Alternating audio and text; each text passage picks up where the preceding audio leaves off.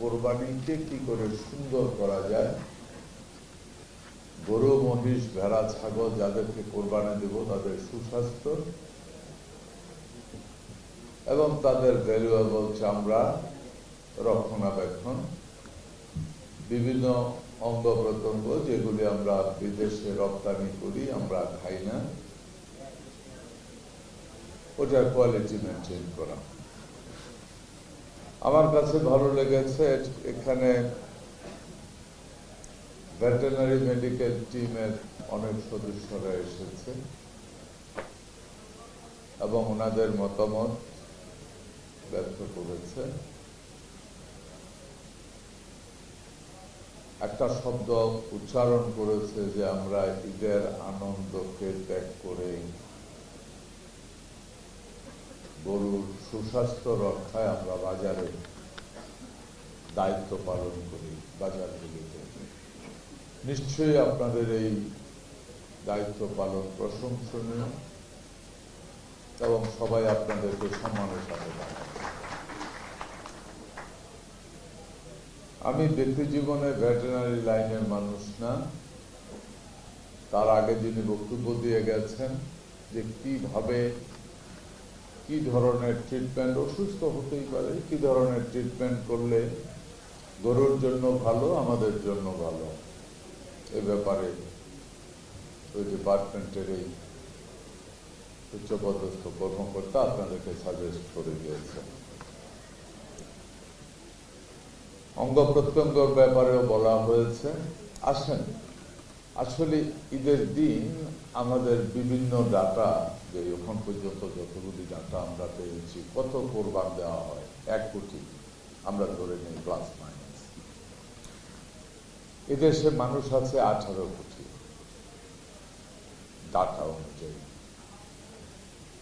একটা গরু বা ছাগল এভারেজ যদি আমরা 2 জন করে লোক ধরি, ঈদের দিনে আমাদের 2 কোটি লোককে এই গরুর চামড়া ছেলানো থেকে শুরু করে মাংস বাটা সবকিছুর সাথে জড়িত থাকতে হয়। 18 কোটির মধ্যে যদি 2 কোটি হয়, আমার মনে হয় কোয়ান্টিটিটা অনেক হাই। আমি যা বুঝাতে চাচ্ছি, এখানে যারা মাংস প্রক্রিয়ার সাথে জড়িত কিছু লোক এখানে নিয়ে আসা হয়েছে। সারা দেশে কতজন লোক আছে যারা মাংস প্রক্রিয়ার সাথে, অথবা আমরা খাঁটি বাংলা ভাষায় বলি কসাই, কতজন আছে? এদের পক্ষে কি সম্ভব 1 কোটি গরুর চামড়াকে পরিষ্কার করা? না। আমরা যারা কোরবান দেই, আমরা অনেকে শখ করে কোরবান দিতে যাই, চামড়া খিলাত ছোলা থেকে শুরু করে মাংস কুটা পর্যন্ত। মাংস কুটতে পারেন, কোবাইয়া টুকরা কোনোটা বড় হইল, কোনোটা ছোট হইল, কিন্তু চামড়া খোলাটা খুব সহজ কাজ না। দুর্ভাগ্যজনক হলেও সত্য বা সৌভাগ্যজনক হলেও সত্য, আমিও চামড়া, কাঁচা চামড়ার সাথে জড়িত। আজকে না, বহুদিন আগে থেকে, বহু বছর, বহু যুগ আগে থেকে। সুতরাং সাবজেক্টটা ব্যাপারে আমার কিছু ধারণা আছে। সবচেয়ে কঠিনতম কাজ গরুর পরিষ্কার পরিচ্ছন্নতা করে মাংস কুটার মধ্যে একমাত্র কঠিনতম কাজ চামড়াকে আলাদা করা। সাধারণত কোরবানের মাংস যেটা দেওয়া হয়, এটা মোটা তাজা করা হয়, তার মানে চামড়ার নিচে থেকেই চর্বি শুরু, প্রচুর ফ্যাট জমা থাকে এবং এই ফ্যাটের উপরে ছুরি চালানো সবচেয়ে কঠিন কাজ। আপনি 1-1.5 মিনিট ছুরিটা চালানোর পরে মনে হবে এটা মোটা হয়ে গেছে, কারণ এটার উপরে চর্বি জমে যায়। আমি এই লাইনের লোক বলে আমি ডাইরেক্ট কষাই না, বাট এই লাইন আমি বুঝি। সুতরাং মানুষ মনে করে কি ছুরি আছে বোকা, আসলে না। ওর ভিতরে লোহার স্টিক আছে, ডাইনে টান দেন, বামে টান দেন, তারপরে বলতেন, দেখবেন চালু হয়ে গেছে। এখন প্রশ্ন, 1 কোটি গরুর জন্য 2 কোটি লোক কোথায় পাবেন আপনারা? মূল সমস্যাটা আমি ওইটা নিয়েই কথা বলতে চাই আজকে। এবং আপনারা আমাদের ডাটা দেখেছেন, $1 বিলিয়ন প্লাস চামড়া রপ্তানি। সারা বছরে যত চামড়া, আপনাদের কাছে মনে হবে সবই চামড়া, আমি বুঝি, এই প্রফেসর সাহেব বুঝে, সব চামড়া চামড়া না, দেখতে চামড়া, আসলে চামড়া না। এমন চামড়া আছে 30 ফুটের চামড়া 30 টাকাও কেউ মূলাবেন না আপনার। আবার এমন চামড়া আছে 20 ফুটের চামড়া 2500 টাকা 3000 টাকা বলে টানাটানি শুরু করবে। ওইখানে চামড়াতে কোয়ালিটি আছে। কোয়ালিটিটা শুরু হয় গরু যখন বেঁচে থাকে তখন ট্রিটমেন্টের উপরে। যদি এর ভিতরে কঠিন কোনো রোগে আক্রান্ত হয়, আপনি নিজেও জানেন না চামড়াটা নষ্ট হয়ে গেছে। চামড়া হয়তো অনেক মোটা তাজা গরু হবে এক সময়, কিন্তু চামড়াটা শেষ। হাওড় এলাকার যত গরু আছে খুব ভালো চামড়া হয় না। এর প্রধান কারণ, হাওড় এলাকার গরুতে বড় বড় মাছিয়ে কামড়ায়। আমরা মনে করি আমরা মাছিয়ে কামড় দিলে থাপ্পড় দেই, বা মশায় কামড় দিলে, গরু তো আর থাপ্পড় দিতে পারে না। তো মাছি যে ছিদ্রটা করে, এক সময় মাছি চলে যায়, সে গরুও তার জীবন যাপন করে, যে চামড়ায় যে ছিদ্রটা হয় তার মৃত্যু পর্যন্ত ওই ছিদ্র আর ঠিক হয় না। প্রফেসর সাহেব যে কথা বলল, যখন এটা ফিনিশিং এ যায় তখন এরা জালির মতো দেখায়, 2 পয়সার ভ্যালুও নাই এটা। আসেন আসল কথাতে আসি। আমরা এই চামড়াগুলিতে, তারপরেও এই 1 কোটি চামড়ার প্রায় 60% এ গ্রেড চামড়া বের হয়। আমি আবারও বলছি, আমি ওই লাইনের লোক বলে কিছু ধারণা আমার আছে। এবং এই 60 গ্রেড চামড়াই সারা বছরের জন্য কোয়ালিটি চামড়া। এই 60 গ্রেড চামড়া থেকে কয়েক billion dollar foreign currency earn করা হয়। এখন এই চামড়াটাকে কিভাবে আমরা ছিলার যখন আমরা চামড়া খালাই, ওই সময় আর একটা কোয়ালিটি কন্ট্রোল মোড। আমরা চামড়াটা যখন খালাই তখন ওই যে মনে করি একটু ছুরির মাথা আনা লাগছে, ছিদ্র তো হয় নাই, কিচ্ছু হয় নাই, কিন্তু চামড়াটা যখন ট্রেনিং এ নিয়ে যায় তখন এটার ভিতরের মাংসটাকে ফেলে দিতে হয়। ওইটা যখন ফেলে দেয় তখন আপনার যে দাগটা, এটা এই দিক থেকে ওই দিকে ক্লিয়ার দেখা যায়, 2 বছর ভ্যালুও নেই ওই জায়গাটা। আসেন সলিউশন। এখানে মুফতি সাহেব আছেন, অনেক মাদ্রাসার শিক্ষকেরা আছেন। আমার একটা ব্যক্তিগত প্রস্তাবনা, আমার মনে হয় বাংলাদেশে যত গরু ছাগল জবাই হয়, যত দিন যাচ্ছে, আগের দিনে চামড়া রাখতো, চামড়া বিক্রি করে গরিবেরা আসলে পরে 2 টাকা 1 টাকা করে গরিব মানুষকে দিত। আমি কোথাকার এলাকা, অন্য কোনো এলাকার অবস্থা জানি না, আমার এলাকায় 10 গ্রাম গুড়া ফকির একটা পাওয়া যায় না। চামড়ার 10 টাকা নেওয়ার ফকির নাই।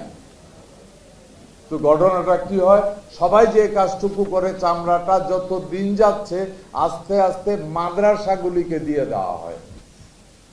এই ট্রেন্ডটা, এই প্র্যাকটিসটা কিন্তু বেড়ে যাচ্ছে এবং এটা ভালো। কারণ চামড়ার যারা গরু কোরবান দেয় তারা চামড়া বিক্রি করে টাকা খায় না, এটা ফিজাবিল্লাহ দিয়ে দিতে হয়।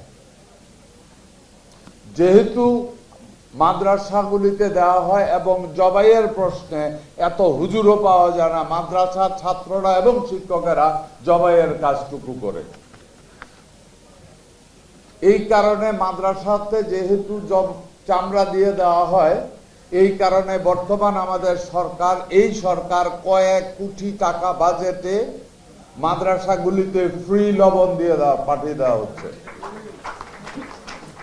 কারণ ওই যে এক হুজুর বললো যে ঠিক সময় লবণটা পাওয়া যায় না, এনাফ টু এনাফ লবণ দিয়ে দেওয়া হচ্ছে আপনাদেরকে ডিসির মাধ্যমে ফ্রি। এখন চামড়ার ব্যাপারে আপনি দেখেন, ঢাকা শহরের ভিতরে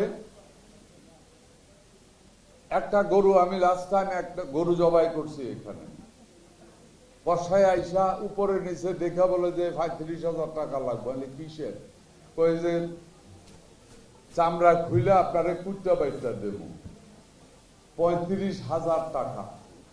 ভাই আমি 70 টাকা পর্যন্ত গরু দেখছি, ভালো গরু, আর এখন এক চামড়া ছোলাইতেই নেয় 35,000 টাকা। আর সে কুটা মানে কি, শুধু বডিটা সেপারেট করে দিয়ে চলে যাবে। আমার প্রশ্ন, হুজুরেরা যেখানে আছেন দেখেন তো, এটা তো হালাল কাজ। মাদ্রাসাতে যারা লেখাপড়া করে, আমি ছোট কাল থেকে ব্যবসা করি ভাই, যখন ক্লাস 1-2-তে করি তখন আমি ব্যবসা করি, অকালালি রোজগারে তো কোনো সমস্যা নাই। এই মাদ্রাসার ছেলেবেলেগুলিতে বাংলাদেশে প্রায় 1 কোটির মতো ছাত্র আছে মাদ্রাসাতে পড়ে। এরা জবাইও করে, এরা ধর্মীয় ভাবে লেখাপড়া করে।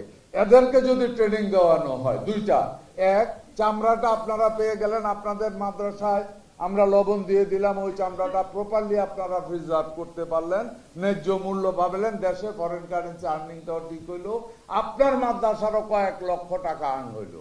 প্লাস আপনাদের যে ছেলেবেলেরা আছে, এটা তো ভালো কাজ, এটাতে তো লজ্জার কিছু নাই।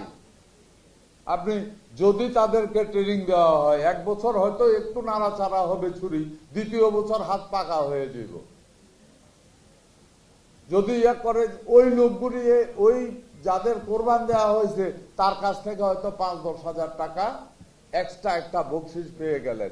10,000 টাকা যদি একটা ছেলে চামড়া ছিলে মাংসটাকে একটু সেপারেট করে, ঈদের দিনে সবাই কাজ করে, শুধু সেপারেট করে দিয়ে একটা ছেলে যদি 10,000 না 12,000 টাকা না 15,000 টাকা যদি পায়, তাইলে চিন্তা করছেন প্রত্যেক মাসে এভারেজ 1,500 টাকা তার পকেট খরচটা হয়ে গেল পুরা বছরের জন্য। হিসাবটা একটু মিলিয়ে দেখেন। যদি আপনারা ওকে হন, তাহলে আমরা সরকারের পক্ষ থেকে এই প্রজেক্টে আমরা হাত দেব। আপনাদেরকে প্রশিক্ষণ দেওয়ানো, এতে করে কোনো অবস্থাতেই সারা যত কোরবান হবে এত চামড়া পরিষ্কার করা বা কষাই পাওয়া সম্ভব নয়। আপনারা চামড়াটা নিয়ে যাচ্ছেন, আপনাদেরকে দিয়ে দিচ্ছে, একই সাথে আপনারা যদি চামড়াটাকে ছিলে দেওয়ার দায়িত্বটা এবং কুটার দায়িত্বটাদের মধ্যখান দিয়ে আপনারা এই ছেলেবেলেগুলি ভালো কিছু টাকাও পেয়ে গেল। ব্যাপারটা আপনাদের বিবেচনা নেওয়ার জন্য আমরা অনুরোধ করবো। আপনারা আমাদের মিনিস্ট্রিকে জানাইলে আমরা এরপরে থেকে আমরা শুরু করব না, কোরবানের আগে থেকে নয়, কোরবানের আগে না, সারা বছরে এই ট্রেনিংটা আমরা কন্টিনিউ করব। একবার যদি ট্রেনিং দেওয়া যায়, আপনার মাদ্রাসাতে যদি 200টা ছেলেবেলে থাকে ম্যাচিউর যারা, এর ভিতরে 100 জন যদি ট্রেনিং নেওয়া যায়, তারপরে যত পিছনের ছেলেবেলেরা আছে ওই 100 জনেই বাকিদেরকে ট্রেনিং দিবে। একবার ট্রেনিং দেওয়ার পর বাকি জিন্দিগি আর ট্রেনিং এর দরকার হবে না। অটোমেটিক্যালি চামড়ার কোয়ালিটি ভালো হবে, ছেলেবেলেরা ভালো পয়সা পাবে, যারা কোরবান দেয় তারা হ্যাপি থাকবে যে না ঠিক আছে। বলতেছেন চামড়ার দাম পাওয়া যায় না, এখানে উনি একজন প্রফেসর মানুষ, আমি কোনো আমলে ট্যানারির মালিক ছিলাম। সুতরাং বাস্তবতা কি জানেন, বেঙ্গল মিটের কাছে যান, দেখেন 2,500 থেকে 3,000 টাকা চামড়ার টাকা অ্যাডভান্স বুকিং দিয়ে লাইন ধরে থাকে। এখন কোরবানের সময় কেন দেয় না? ওই যে কোয়ালিটির প্রশ্নে তারা সিকিউরড হয় না। তাই আপনারা যখন ছিলতে যাবেন তখন দেখবেন এই ট্যানারিওয়ালারাই আপনাদেরকে বলবো, এই ময়ালের গরুগুলি আমি কিনবো, হুজুর আপনার এখানে আসার পরে চামড়ার নিচে যে চর্বিটা আছে এটা পরিষ্কার করে তারপরে লবণটা দিয়ে, কারণ চর্বি রেখে যদি আপনি লবণ দেন, ওই লবণ চামড়াতে যায় না, ওই লবণের কেন ভ্যালু নাই। ওইটা আপনি শিখে যাবেন, আমার শেখানোর দরকার নাই। আমাদের আজকের আলোচনার প্রধান বিষয়বস্তু যে সঠিকভাবে কোরবান দেওয়া এবং কোয়ালিটি কোরবান দেওয়া, গরুকে অসুস্থতা থেকে রক্ষা করা এবং বৈদেশিক কারেন্সি যেই সোর্সের মাধ্যমে আসে চামড়া, ওইটার কোয়ালিটি মেনটেন করে সুন্দরভাবে করা। চামড়ার কোরবানের পরে পরিষ্কার পরিচ্ছন্নতার প্রশ্নে মানুষ অনেক সচেতন হয়ে গেছে। আমি বক্তব্যের শেষ প্রান্তে এসে আমার প্রতিমন্ত্রী একটা সুন্দর বক্তব্য দিয়েছে। আমি শুধু সে যখন বলল যে আমি ঢাকা ইউনিভার্সিটির অন্য সাবজেক্ট নিয়ে বলছে লেখাপড়া করছি, কিন্তু হাদিস যেটা বলছে আমি শুধু তাকাইলাম, সে আগে কোনো মাদ্রাসায় গেছিল কিনা। হ্যাঁ, এটা তো অনেক মুফতিরও সাহস করে বলে না, কিন্তু বইলা ফেলছে সে। ধন্যবাদ মাননীয় প্রতিমন্ত্রী, আসলে এটা একটা হালাল কাজ, কোরবান। সুতরাং আমাদেরকে চিন্তা করতে হবে। আমি আজকে এই বক্তব্যে এখানে যারা উপস্থিত আছেন তারা সহ সারা বাংলাদেশের মানুষকে বিনীত অনুরোধ করব, কোনো পাচার করা গরু দিয়ে কোরবান দেওয়া ধর্মীয় ভাবে কতটুকু সঠিক হচ্ছে ব্যাপারটা বোধহয় বিবেচনা করা উচিত। আমাদের দেশে যেই পরিমাণ গরু, ছাগল, মহিষ এবং ভেড়া উৎপাদিত হয়েছে, সারা বছর এই কোরবানি করার পরেও আগামী বছরের জন্য লালন পালন করার মতো গরু, ছাগল, ভেড়াও অনেক থাকবে। আমরা যেটা বলি 1,22,00,000 আমাদের আছে, আমারও গরুর ফার্ম আছে। মাননীয় প্রতিমন্ত্রী আমারে কবে একটা বড় গরু আছে কিনবেন, আমার এই বড় লইয়া বিপদে আছি, কার কাছে দিচ্ছ না। আমি গরু মোটা তাজাও আমার আছে, এটা শখে করি ভাই, এটা আসলে মূল ব্যবসা না। গাভী আছে, দুধ খাই, তো বাচ্চা যা হয় ওগুলি আর বিক্রি করি না, কারণ কোন গরুর জাত এনে আবার পালবো। ওইগুলিও পুরা বছর মাঠ আছে, ঘাস আছে, খাচ্ছে, আস্তে আস্তে মোটা তাজা হয়। ওইগুলি নিজেরও 2-3টা লাগে কোরবানের ভিতরে, আত্মীয় স্বজন সব মিলে 30-40টা এমনি বিক্রি হয়ে যায়।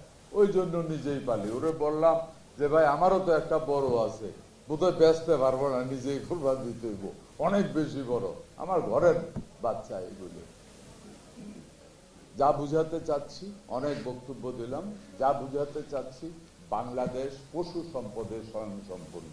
আবারও রিপিট করছি, বাংলাদেশ পশু সম্পদে এই মুহূর্তে স্বয়ংসম্পূর্ণ আছে। ইনশাআল্লাহ আগামী দিনে আরো অনেক বেশি স্বয়ংসম্পূর্ণ হবে।